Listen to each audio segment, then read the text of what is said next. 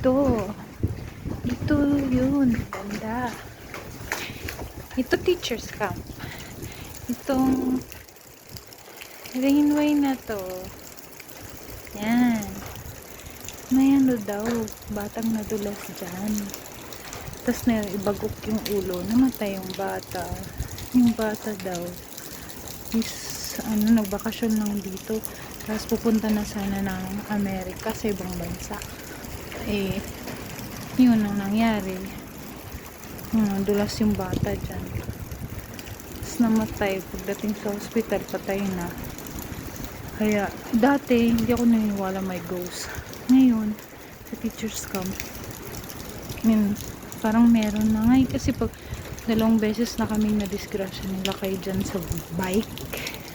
Yung una ako, na dulas yung bike. Pangalawang balik namin, siya naman. Yun pala, may bata palang namatay dyan. Yung na, hindi namin alam. Yun, scary. Diba? Yan, napag ngayon na ulan. Ay, nakakatakot na ngayon. Minsan dumaan dyan.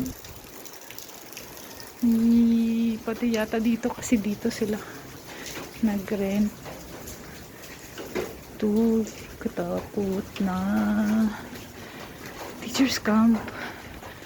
Talaga may ghost na. Scary na.